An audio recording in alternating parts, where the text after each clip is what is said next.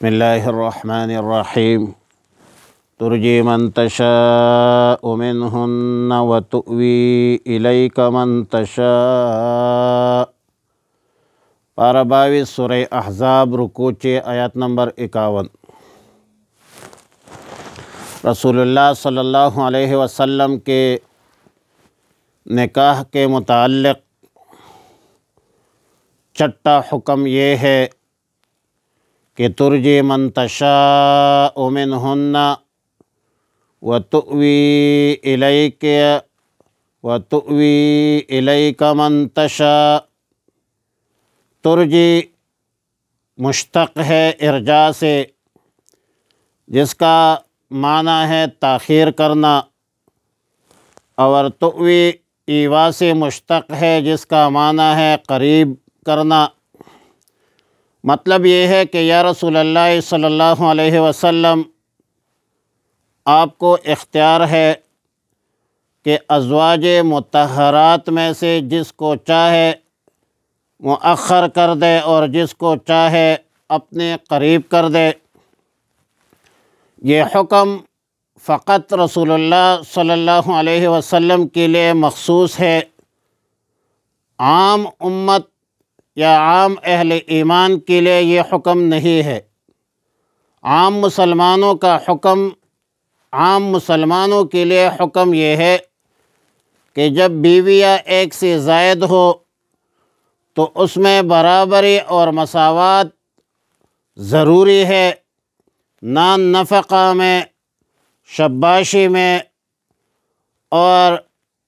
ہر قسم کی وہ جو برابری ہے وہ ضروری ہے، اس میں کم و بیشی قابل قبول نہیں ہے۔ مگر رسول اللہ صلی اللہ علیہ وسلم کو اس حوالے سے مکمل اختیار دیا گیا کہ ازواج مطہرات کے معاملے میں برابری ضروری نہیں ہے، اور برابری کے حکم سے یا رسول اللہ صلی اللہ علیہ وسلم آپ مستثنیٰ ہیں۔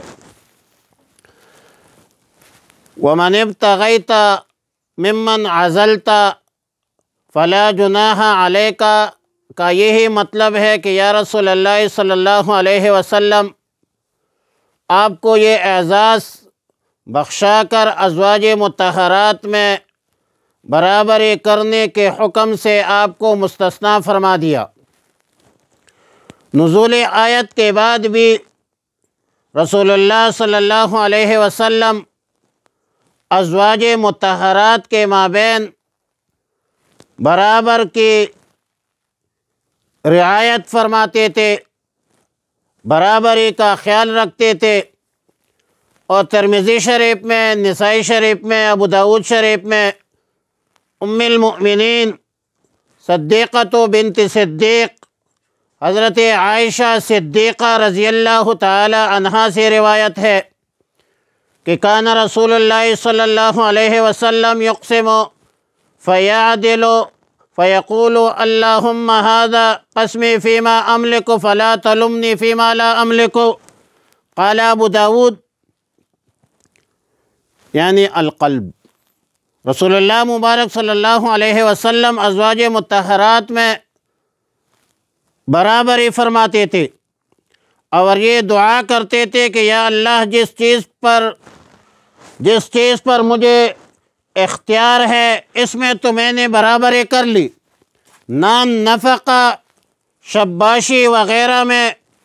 جس میں مجھے اختیار تھا وہ میں نے کر دی،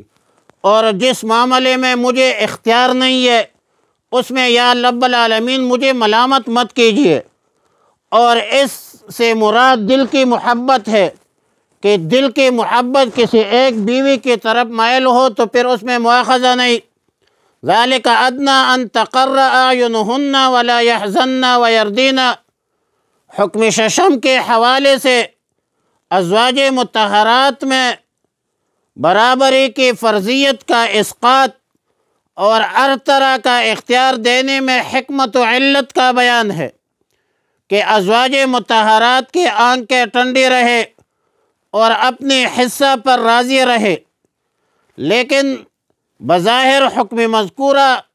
ازواج مطہرات کے مرضی اور منشا کے خلاف رنج کا سبب تو بن سکتا ہے، اب اس کو ازواج مطہرات کی خوشی کا سبب کیسے کہہ سکتے ہیں؟ تو جواب یہ ہے کہ دراصل ناراضگی کا جو اصل سبب ہے وہ استحقاق کی مجروح کے اساس پر ہوتی ہے۔ جس شخص کو اپنا استحقاق معلوم ہو جائے کہ یہ میرا حق ہے اور یہ میرے حقوق کے حدود ہے، قیود ہے، تو پھر ایک سلیم الفطرت انسان کبھی بھی اپنی حدود سے تجاوز نہیں کرتا، اور جو بندہ کسی کا حق پامال کرے تو استحقاق کے پیمانے پر رنج اور غم ہوتا ہے۔ ظاہر ہے کہ رسول اللہ صلی اللہ علیہ وسلم پر برابری تو واجب نہیں، البتہ تبرع اور احسان ضرور تھی۔ واللہ یعلم ما فی قلوبکم وکان اللہ علیما حکیما، یعنی اللہ تعالیٰ جانتا ہے کہ جو کچھ تمہارے دلوں میں ہے، اللہ تعالیٰ بڑے علم والا ہے، حکمت والا ہے۔ اور ایک بات ذہن میں رکھے، اعدائے اسلام نے ہمیشہ تعدد ازواج اور خصوصاً رسول اللہ صلی اللہ علیہ وسلم کے کثرت ازواج کو موضوع بحث بنایا ہے۔ حالانکہ رسول اللہ صلی اللہ علیہ وسلم کا پہلا نکاح 25 سال کی عمر میں خدیجۃ الکبریٰ رضی اللہ تعالی عنہ سے ہوئی تھی، جو ایک بیوہ تھی، سن رسیدہ تھی، اور 50 سال کی عمر کے بعد جب تک خدیجۃ الکبریٰ رضی اللہ تعالی زندہ تھی تو رسول اللہ صلی اللہ علیہ وسلم نے دوسری شادی نہیں کی تھی۔ 50 سال کے بعد حضرت سودا سے نکاح فرمایا، 54 سال کی عمر میں حضرت عائشہ صدیقہ، پھر حفصہ رضی اللہ تعالی عنہ، پھر زینب بنت خزیمہ، پھر ام سلمہ، اور پھر زینب بنت جحش بحکم خداوندی۔ جس وقت رسول اللہ صلی اللہ علیہ وسلم کی عمر 58 سال تھی، جس کا مقصد یہ نہیں تھا ازواج کی کثرت وہ جو مغرب لیتے ہیں یا اعدائے اسلام لیتے ہیں، وہ نہیں تھا کا مقصد تو امت کو تعلیمات نبوی سے امت کو سرفراز کرنا تھا اور امت کو تعلیمات پہنچانا مقصود تھا۔ فرمایا ترجی، اب دور رکھ کے من تشاء، جس کو چاہے، منہن ان ازواج میں سے، وتؤوی الیک، اور جگہ دے اپنے پاس، من تشاء جسے چاہے، ومن ابتغیت اور جسے آپ چاہے، ممن عزلت جنہیں آپ نے علیحدہ کر دیا تھا، فلا جناح علیک تو کوئی گناہ نہیں ہے آپ پر، ذالک ادنیٰ یہ حکم زیادہ قریب ہے، ان تقر کہ اس سے ٹھنڈی ہو، اعینہن ان کی آنکھیں، ولا یحزن اور وہ غمزدہ نہ ہو، ویرضین اور وہ راضی ہو، بما آتیتہن اس پر جو دی ہے آپ کو، کلہن سب کو، واللہ یعلم اللہ خوب جانتا ہے، ما فی قلوبکم جو کچھ تمہارے دلوں میں ہے، وکان اللہ اور ہے اللہ رب العالمین، علیماً جاننے والا، حلیماً بردبار۔ وصلی اللہ علی النبی الامی الکریم وعلی آلہ الطیبین۔